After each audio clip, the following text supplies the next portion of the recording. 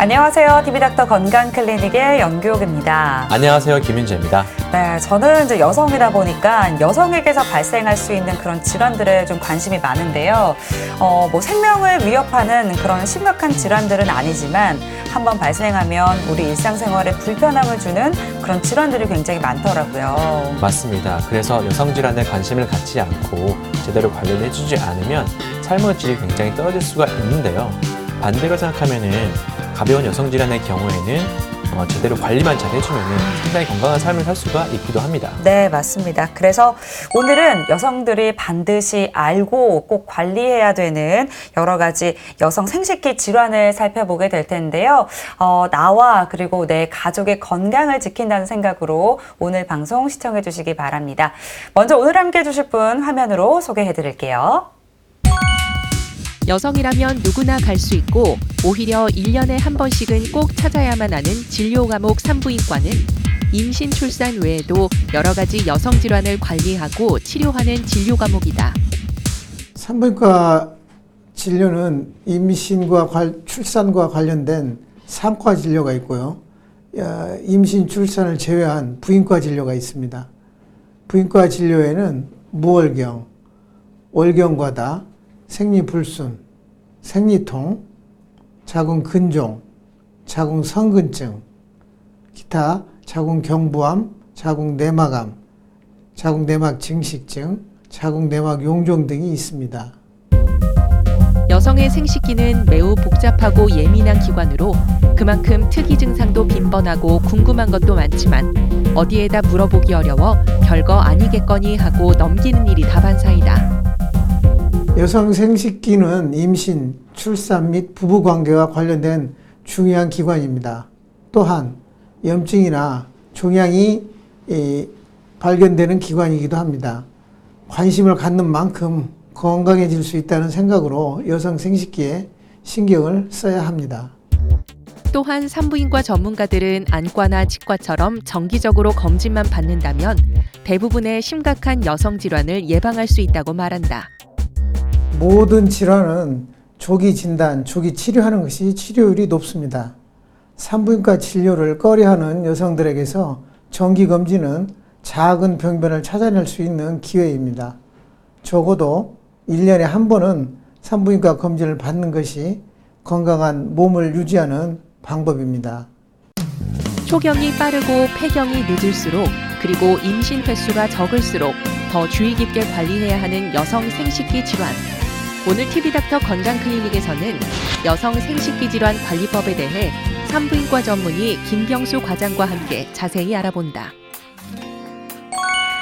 네, 건강에 대한 관심이 늘어나면서 이제 아프기 전에 미리 검진을 받자 하는 분들이 많아지고 있는데요. 그런데요, 그 일반 검진에 비해서 산부인과 검진율은 50% 정도밖에 되지 않는다고 합니다. 네, 맞습니다. 특히 미혼 여성의 산부인과 검진율이 굉장히 저조하다고 하는데요. 문제는 검진을 통해서 조기에 진단받을 수 있는 질환들의 발견이 늦어지면서 건강에 심각한 영향을 줄 수 있다고 합니다. 네, 맞습니다. 그래서 오늘은 우리가 관심을 가지고 그리고 꼭 관리를 해야 되는 여성 생식기 질환에 대해서 살펴보도록 하겠습니다. 오늘 함께 해주실 분 김병수 과장님이신데요. 나오셨습니다. 어서 오세요. 네, 반갑습니다. 반갑습니다. 네, 이제 제가 오늘 저도 생각을 해보니까 저도 사실 산부인과 가는 거를 약간은 좀 꺼려했던 것 같은 기억이 있습니다. 남성의 경우에는 좀 비뇨기과 가는 게 좀 망설여지고요. 여성 같은 경우에는 산부인과 가는 걸 좀 주저하는 경우가 있는데 요즘도 많이 그렇습니까, 과장님? 네, 나이에 관계없이 여성분들은 산부인과 진료를 많이 꺼려하는 것 같습니다. 산부인과에 대한 부정적 인식도 있고 또 탈의 후 진료를 받아야 하는 불편감이 산부인과 진료가 늦어지는 요인인 것 같습니다. 자궁과 난소는 여성에게 아주 소중한 기관입니다. 임신 및 출산에 관련되어 있고 생리와 관련되어 있습니다. 여기에 문제가 생기면 개인적으로, 국가적으로 어려움이 있습니다. 그래서 모든 여성은 6개월 내지 1년 단위로 건강검진을 받는 것이 좋겠습니다. 건강검진을 통해 조기 진단, 조기 치료가 된다면 개인의 행복, 가정의 행복이 이루어질 것입니다. 네, 산부인과 검진이 중요한 이유 이제부터 하나씩 짚어보도록 하겠습니다. 네. 먼저 여성분들이 가장 흔하게 겪는 생리통에 대해서 좀 말씀해 주십시오. 네, 우선 정상 생리에 대해서 알아보겠습니다.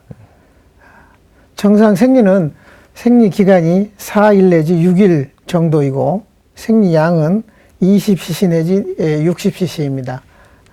그리고 생리 간격은 21일 내지 35일 정도입니다. 20cc 내지 60cc의 생리양이란 패드를 하루에 3장 내지 5장 정도 교환하는 정도입니다. 다음 화면을 보시면 생리통이 생기는 이유를 살펴보겠습니다. 네.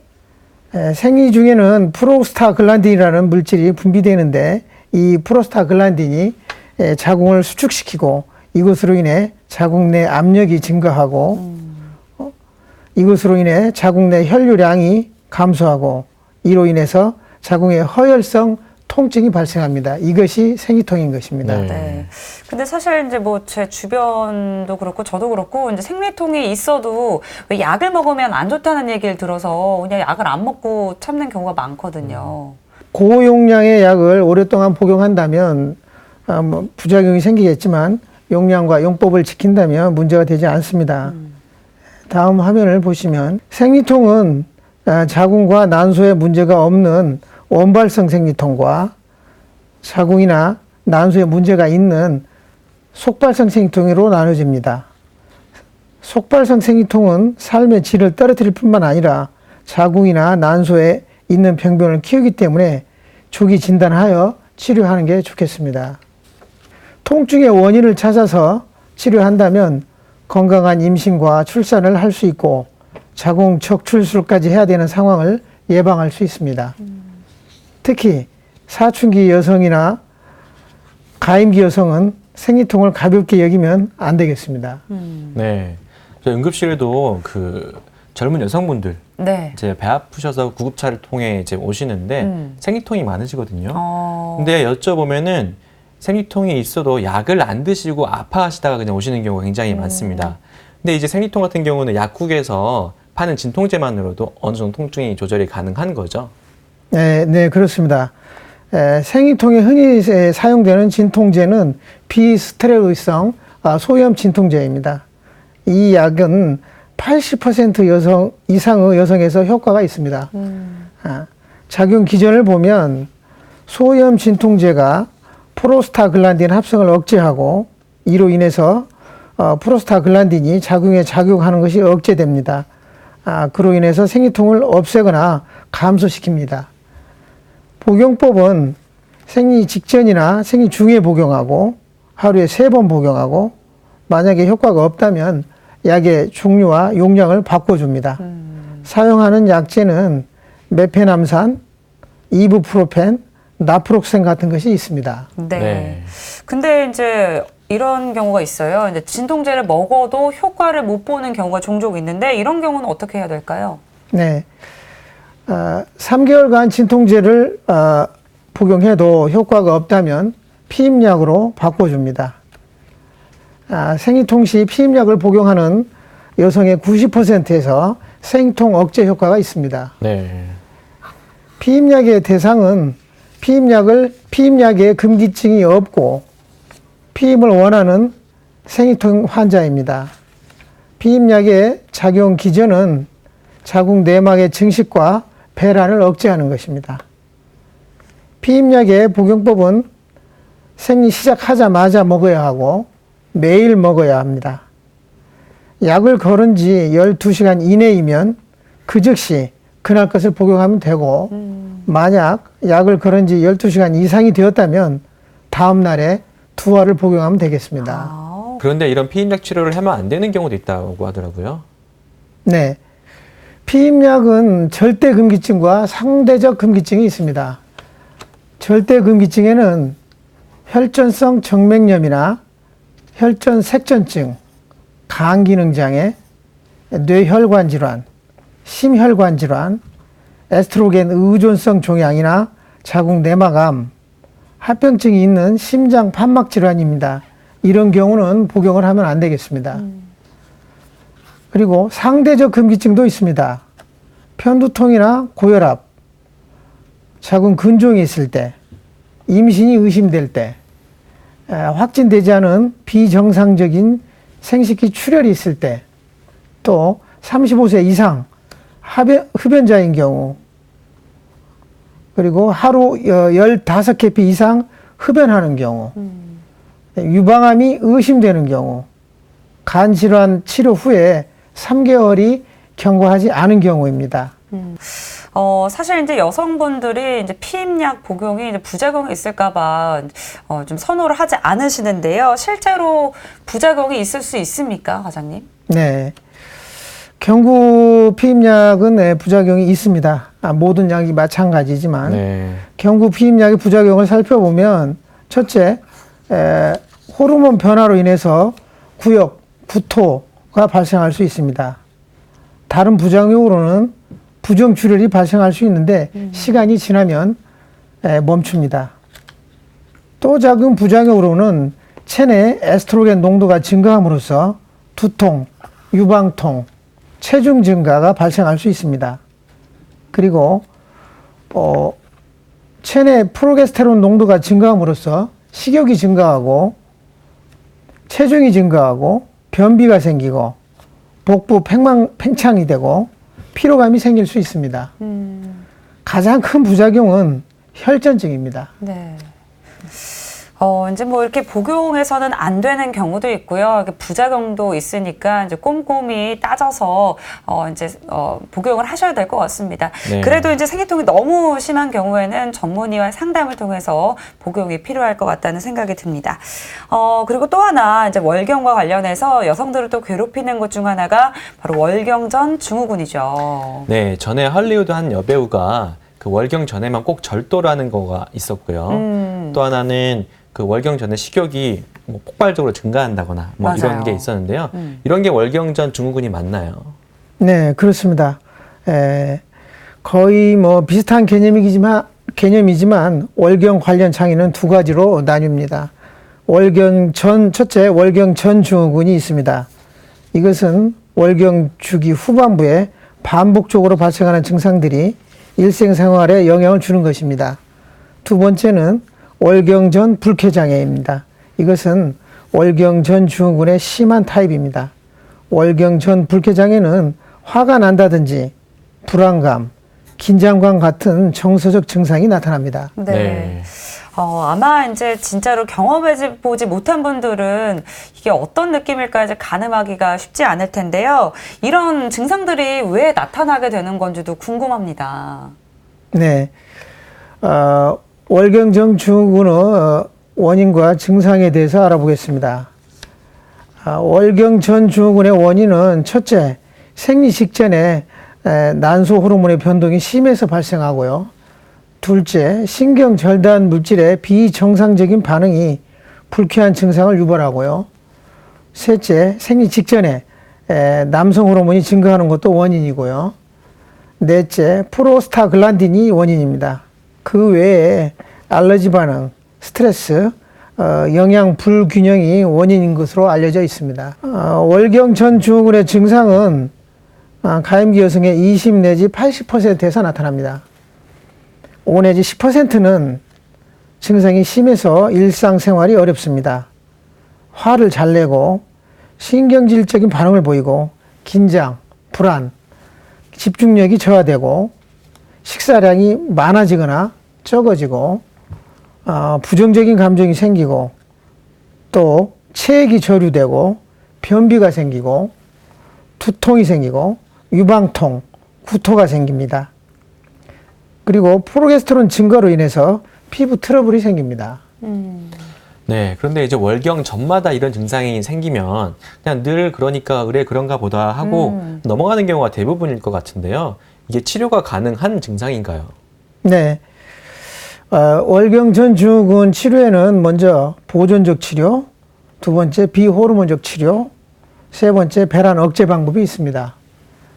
보존적 치료는 지지요법, 생활 패턴을 변경한다거나 영양을 공급한다거나 가벼운 운동이 좋고 몸이 붓는다면 염분을 제한하고 식욕이 심하게 당긴다면 채소와 잡곡을 섭취하면 되겠습니다. 구토나 유방통이 있다면 카페인을 줄입니다. 비호르몬 치료에는 체액 정체 증상을 감소시키기 위해서 이뇨제를 투여하거나 항우울 작용이 있는 세로토닌 재흡수 억제제를 투여하거나 항불안제를 투여합니다. 세 번째는 폐란 억제 방법입니다. 경구 피임약이나 양측 난소를 제거하는 경우도 있습니다. 네, 이번에는 생리통 그리고 월경전 증후군만큼이나 여성들을 괴롭히는 질환입니다. 비정상 자궁출혈인데요. 이거는 어떤 경우를 말하는 걸까요? 네, 비정상 자궁출혈은 매우 흔한 부인과 증상입니다. 월경 기간이 아닌데도 출혈이 일어나는 경우와 비정상 월경을 말합니다. 자궁출혈은 크게 기질적인 원인에 의한 출혈과 기능성 자궁출혈로 구분됩니다. 기질적인 원인에 의한 출혈에는 자궁경부암, 자궁내막암, 용종, 자궁근종, 자궁경부염, 자궁내막염 등이 있습니다. 기능성 자궁출혈은 내과 질환이나 자궁의 기질적 병변이 없이 일어나는 비정상 자궁출혈입니다. 가임기 여성에서 흔하고요. 초경이 시작되는 시기의 기능성 자궁출혈은 시상하부, 뇌하수체, 난소, 축의 미성숙으로 야기되는 경우가 많습니다. 그런데 아무리 흔하다고 해도 이렇게 출혈이 발생하면은 뭔가 좀 마음이 불안하고 덜컥 겁이 나고 하는데요. 이런 비정상 출혈이 왜 발생하는 걸까요? 네. 비정상 자궁출혈의 원인은 다양합니다.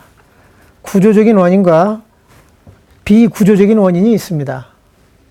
구조적인 원인에는 자궁근종, 자궁성근증, 자궁내막 증식증, 용종, 암 등이 있고요. 비구조적인 원인에는 응고장애, 난소, 기능장애, 갱년기 내막 위축, 호르몬제 복용, 임신 등이 있습니다. 워낙에 이제 여러 가지 원인에 의해서 발생하는 거기 때문에 정확한 원인을 찾는 게 중요할 것 같습니다. 진단은 어떻게 될까요? 네. 비정상 자궁출혈의 진단은 우선 병력 청취를 합니다. 대부분의 기능성 자궁출혈은 병력만으로 진단이 가능합니다. 월경력, 출혈 양상을 보고요. 출혈과 동반된 통증의 여부를 보고요. 임신 여부를 확인하고요. 폐란 증상을 확인하고 출혈성 경향 여부를 확인하고 기타 전신 질환이 있는지를 확인합니다. 다른 약물 복용을 하고 있는지도 알아봐야 합니다. 그 다음에는 신체 검사를 합니다. 출혈 부위를 확인하고 출혈 양을 평가하고 영양 상태를 평가하고 골반 진찰을 합니다. 신체 검사를 통해서 자궁경부 용종이나 자궁경부 밀환, 질의 위축성 변화를 확인할 수 있습니다. 그 다음에는 질 초음파 검사가 있습니다. 자궁근종, 자궁내막암, 난소, 종양 같은 기질적인 원인이 있는지 검사합니다. 그 외에 빈혈 검사, 혈액 응고 검사, 임신 반응 검사, 호르몬 검사도 필요합니다. 그리고 자궁경부암 검사를 통해서 자궁경부암 여부를 확인해야 합니다. 다음은 자궁경검사를 통해서 자궁강내 병변을 진단합니다. 그리고 진단적 소파 수술을 통해서 자궁내막암이나 자궁내막 증식증이 있는지를 확인합니다. 네. 지금 설명해 주신 이런 검사들을 한 후에 어떤 정확한 감별이 필요할 것 같은데요. 네. 비정상 자궁출혈의 감별 진단 질환이 많습니다. 자궁의 임신이나 자연유산, 계류유산 같은 임신 관련 질환이 있는지 봐야 되고요. 두 번째로는 외인성 호르몬이 투여되었는지를 확인해야 합니다. 예를 들면 피임약, 폐경 후 호르몬, 미레나 같은 것입니다. 세 번째로는 기질적 병변과 감별해야 합니다. 예를 들면 자궁경부암, 자궁내막암, 자궁근종, 자궁경부염 같은 것입니다. 네 번째로는 내과적 질환과 감별해야 됩니다. 호르몬 이상을 유발하는 갑상선 질환이나 신장 질환, 간 질환이 있는지 봐야 되고요. 출혈성 경향을 나타내는 질환이 있는지도 확인해야 합니다. 네. 그러면 이렇게 이제 검사를 통해서 이제 감별까지 마치게 된다면 치료는 어떤 치료들을 받게 되나요? 네.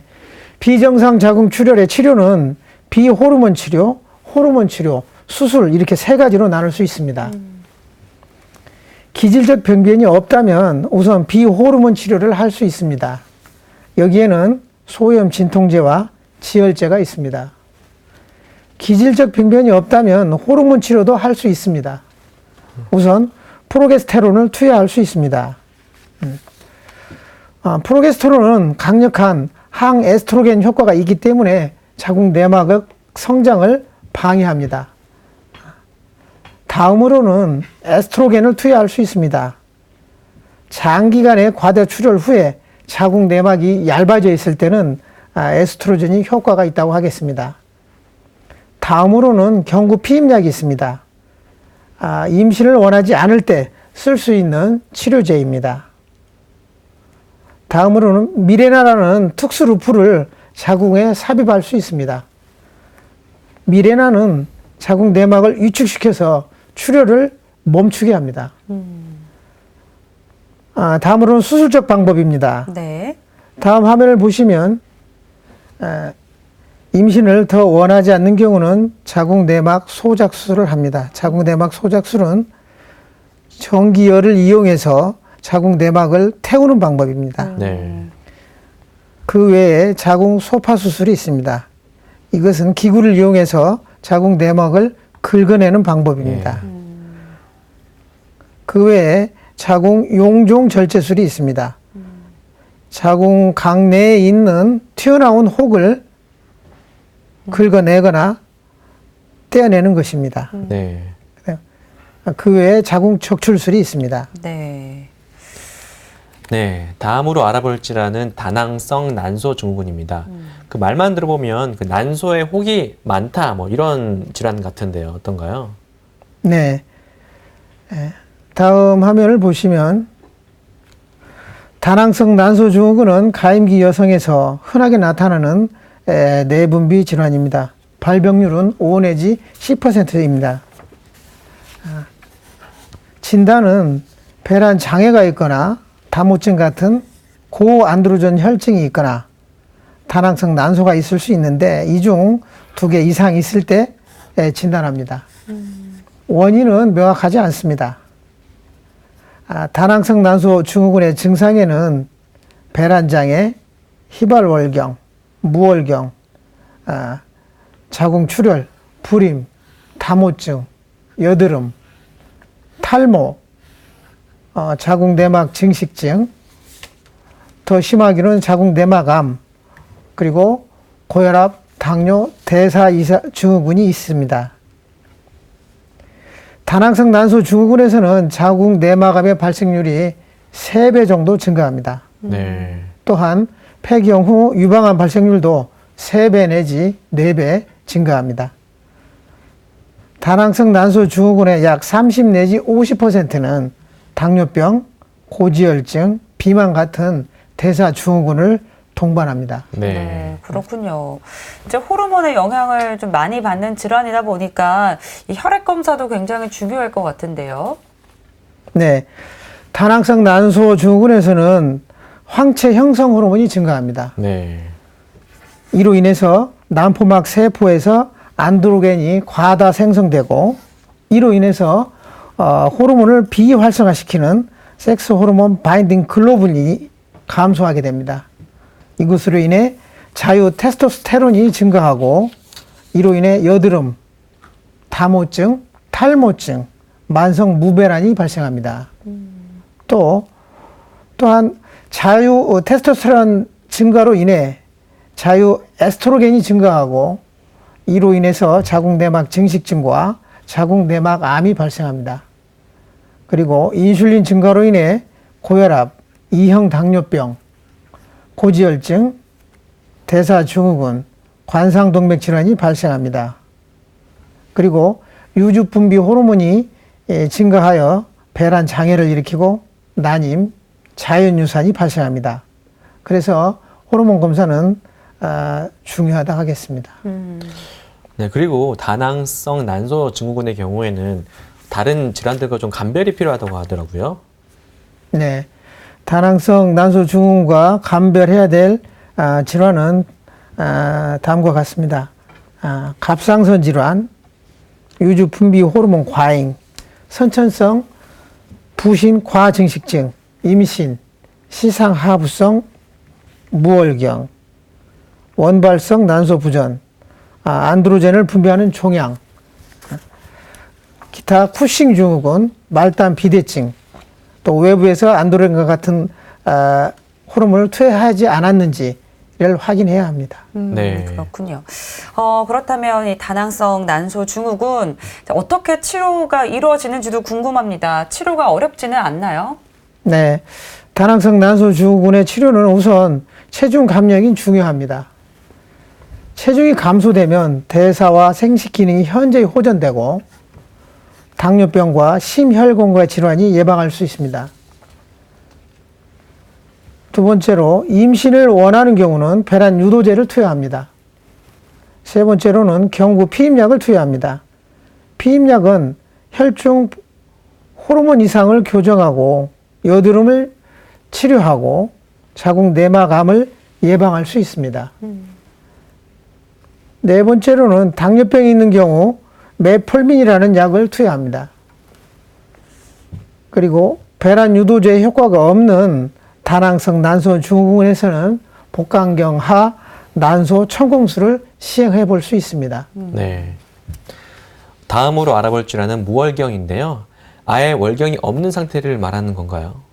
네, 그렇습니다. 월경이 없는 경우를 무월경이라고 합니다. 다음 화면을 보시면 무월경은 원발성 무월경과 속발성 무월경으로 나뉩니다. 원발성 무월경이란 유방 발달, 겨드랑이 털, 치모 같은 2차 성징 발현이 없으면서 13세까지 초경이 없는 경우와 2차 성징의 발현이 있더라도 15세까지 초경이 없는 경우를 말합니다. 과거에는 14세, 16세 기준이었지만 전 세계적으로 초경의 연령이 낮아지기 때문에 진단 기준이 바뀌었습니다. 속발성 무월경이란 월경을 잘 하던 여성이 3번 이상 정상 생리 주기를 건너뛰는 경우와 월경을 잘 하던 여성이 6개월 이상 월경이 없는 경우를 말합니다. 그러면은 이런 무월경은 왜 발생을 하게 되는 건가요? 네, 정상적인 월경은 시상하부, 뇌하수체, 난소, 자궁 추구 긴밀하고 적절한 상호작용에 의해서 이루어집니다. 이들 중 어느 한 곳이라도 이상이 생기면 무월경이 발생할 수 있습니다. 이상이 발생한 부위에 따라서 뇌하수체 시상하부 부전증 또는 뇌하수체 시상하부 기능장애, 성선 부전증, 그리고 자궁과 월경 유출로에 생긴 해부학적 무월경으로 나눌 수 있습니다. 또한 기타 내분비학적 질환과 비내분비학적 전신질환에 의해서 시상하부, 뇌하수체, 난소 축에 이상이 초래될 수도 있습니다. 여성분들의 경우는 이제 오랫동안 생리를 안 하게 되면은 이제 가장 먼저 생각하는 게 혹시 내가 임신한 거 아닌가. 아, 그렇죠. 그렇죠. 그래서 생리를 안 하면 상당히 예민해질 수 있는 부분입니다. 그래서 그 무월경, 생리 안 했을 경우에 이게 원인이 무엇인지 그 원인을 파악하는 게 제일 중요할 것 같은데요. 진단은 어떻게 해야 하는 건가요? 네, 무월경의 진단은 우선 임신 가능성을 배제하는 것이 중요합니다. 두 번째로는 초음파 검사입니다. 초음파 검사로 자궁의 유무, 그 다음에 난소의 유무, 자궁 내막의 두께를 확인할 수 있습니다. 자궁이 없는 경우는 염색체 검사를 합니다. 남성 가성 방 음양증을 진단할 수 있습니다. 다음은 호르몬 검사입니다. 시상하부, 뇌하수체, 난소의 기능을 알 수 있습니다. 다음은 CT 촬영입니다. 시상하부, 뇌하수체, 난소 자궁의 해박적 이상을 확인할 수 있습니다. 그리고 이제 그 월경이 없는 걸 치료할 수 있을까 좀 이런 의문들이 드는데요. 치료가 가능할까요? 어떻습니까? 네, 무월경 환자의 치료는 약물과 수술이 있습니다. 불임 환자는 배란 유도를 합니다. 임신을 원하지 않는 경우에는 피임약을 투여합니다. 피임약의 복용이 적절하지 않은 경우는 주기적으로 프로게스테론 제제를 투여합니다. 조기 성선 부전증이 있다면 폐경 증상과 골다공증 예방을 위해서 호르몬 대체요법을 실시합니다. 염색체 검사상 Y염색체를 가지고 있는 환자라면 악성으로 전환되기 전에 생식선을 제거합니다. 지금까지 알아본 거는 월경이 없어서가 문제였다면 이제 지금부터는 월경이 많아서가 생기는 문제인데요. 바로 월경 과다입니다. 네. 어떤 경우를 말하는 건가요? 네, 다음 화면을 보시면 정상 월경은 기간이 4 내지 6일이고 월경량이 20 내지 60cc 정도입니다. 월경 주기는 21일에서 35일 정도입니다. 비정상 월경은 기간이 2일 미만이거나 7일 이상입니다. 월경량은 80cc 이상입니다. 이를 월경 과다라고 합니다. 그렇군요. 근데 사실 이렇게 수치로 들어서 이게 실제로 어떻게 좀 어느 정도가 나와야지 이게 월경 과다인지 알 수 있긴 좀 어려울 것 같은데요. 어느 정도 이제 출혈이 있어야 월경 과다로 우리가 좀 생각을 해볼 수 있을까요? 네, 생리량이 80cc 이상인지를 정확히 측정하기는 어렵습니다. 네. 문진으로 알아볼 수 있는 몇 가지 방법은 있습니다. 첫째, 30분 내지 2시간 간격으로 생리를 바꾼다거나 대형 패드를 2개를 동시에 사용한다거나 생리 시 종종 옷을 버린다거나 생리가 홍수처럼 흘러나오는 것 같다고 느끼는 경우가 이런 경우입니다. 그럴 네. 때는 이제 월경 과다. 네. 네, 이제 월경으로 인해서 뭔가 생활이 좀 불편하다거나 좀 어떤 일상생활이 좀 힘들어진다거나 이러면 이제 월경 과다를 의심해 볼 수 있다는 건데요. 이 월경 과다가 왜 발생하는 걸까요? 네, 월경 과다의 원인을 살펴보면 기질적 원인과 기능성 원인이 있습니다. 기질적 원인에는 자궁 내막 용종, 자궁 근종, 자궁 성근종, 자궁 내막 증식증, 자궁 내막 암이 있고요. 기능성 원인에는 난소 호르몬 분비 이상이나 스트레스에 의한 자율신경 실조가 원인입니다. 네. 이제 이런 원인들로 인해서 이제 월경 과다가 발생을 할 수 있는데 치료 방법을 좀 알아보도록 하겠습니다. 어떤 방법으로 치료를 할까요? 네, 월경 과다의 치료는 원인에 따라 약 또는 수술적 처치를 합니다. 기질적 원인이 있다면 수술이 먼저입니다. 기질적 원인 없이 과다 출혈이 있다면 피임약을 매일 2알에서 4알 정도 약 7일간 복용합니다. 그러면 출혈이 멈춥니다. 네. 그리고 7일 정도 피임약 복용을 중지하면 정상량의 출혈이 나옵니다. 네. 그리고 그 다음부터는 규칙적인 월경을 합니다. 두 번째는 누프를 넣은 후에 월경 과다가 생긴 경우인데요. 이런 경우에는 프로스타글란딘 형성 억제제인 이부프로펜을 투여하면은 치료가 되겠습니다. 세 번째는 빈혈과 월경 과다가 같이 있는 경우인데요. 이런 경우는 성선 자극 호르몬, 분비 호르몬 유사체와 철분제를 같이 사용하면 되겠습니다. 또 항응고제만 단독으로 투여하는 경우도 있습니다. 갑상선 기능 저하증이 있다면 사이록신을 투여합니다.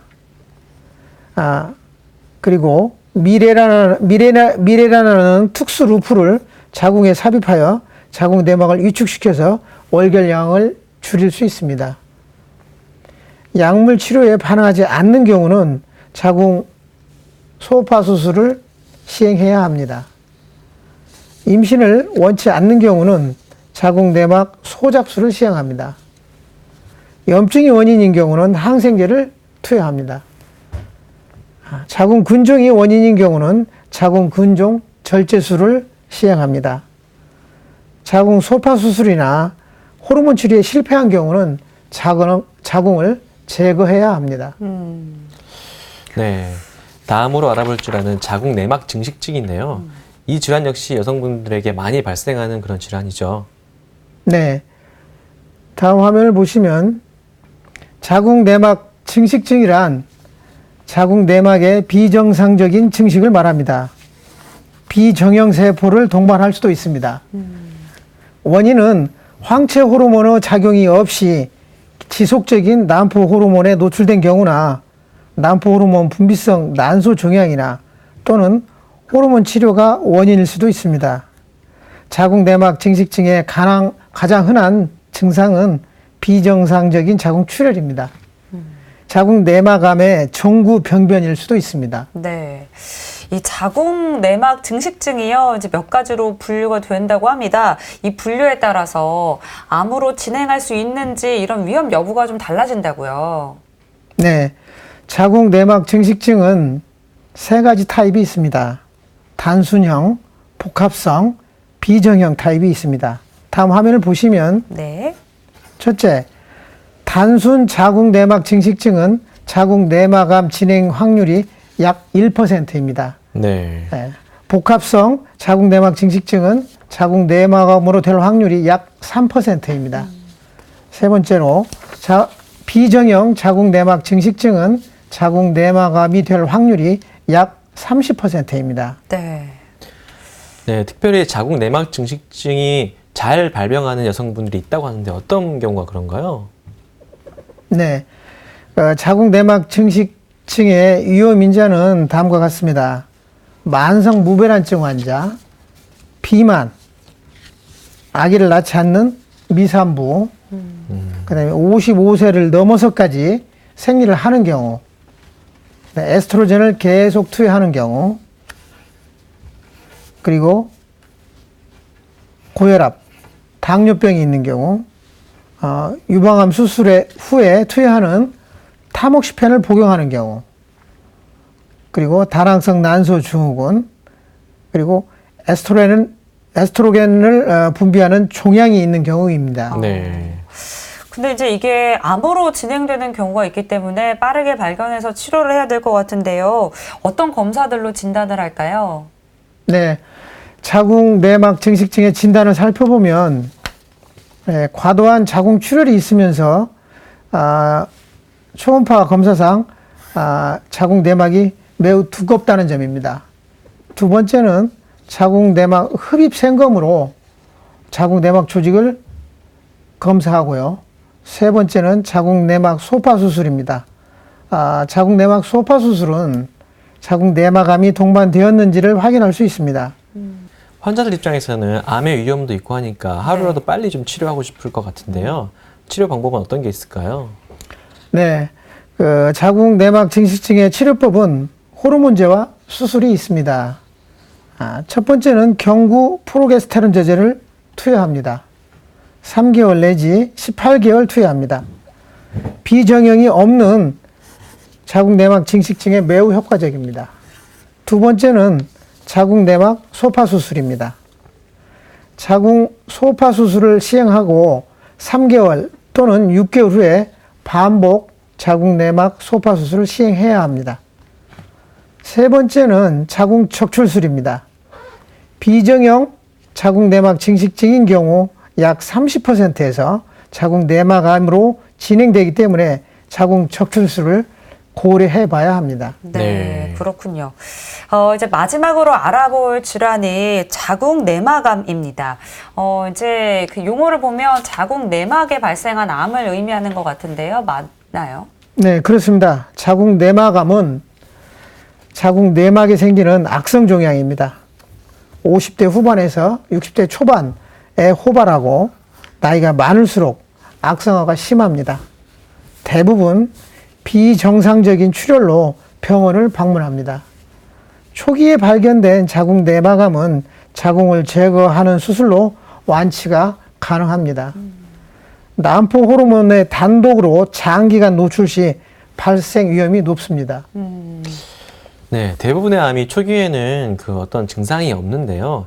자궁 내막암의 경우는 어떨까요? 혹시 뭐 초기 증상이 따로 있을 수 있을까요? 네, 가장 흔한 증상은 질출혈입니다. 약 90% 환자에서 나타납니다. 네. 처음에는 얕은 대화로 시작하여 점점 혈성 대화로 바뀝니다. 자궁 내막암의 말기에는 하복통, 요통, 골반 압통, 그리고 체중 감소, 전신 쇠약, 심한 질출혈이 있을 수 있고 직장 출혈도 보일 수 있습니다. 또한 빈혈, 혈뇨, 빈뇨증이 나타납니다. 불행하게도 자궁 내막암의 5% 미만은 증상이 없다는 겁니다. 네. 폐경 여성에서 질출혈이 있는 경우는 반드시 자궁 내막암의 가능성을 염두에 두고 진찰을 받으셔야 합니다.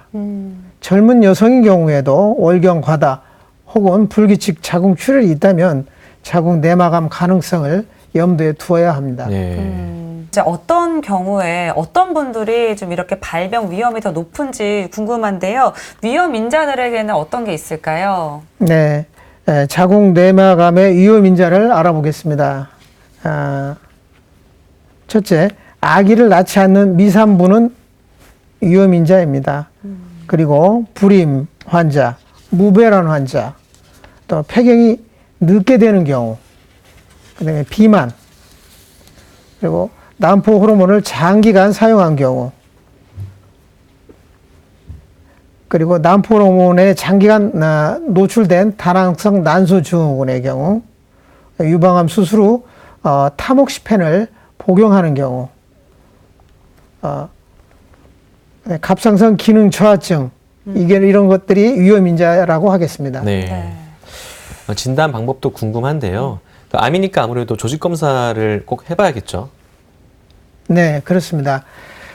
자궁 내막을 흡입하여 자궁 내막 조직 검사를 합니다. 90% 이상의 정확도를 가지고 있습니다. 두 번째로는 자궁 소파 수술입니다. 자궁 내막을 긁어내어 조직 검사를 하는 것입니다. 세 번째는 초음파 검사입니다. 폐경기 여성에서 정상 자궁 내막은 3mm 이하입니다. 폐경기 여성에서 질초음파 검사 시 자궁 내막암을 의심해야 될 경우는 세 가지가 있습니다. 첫째, 자궁 내막이 4mm 이상인 경우.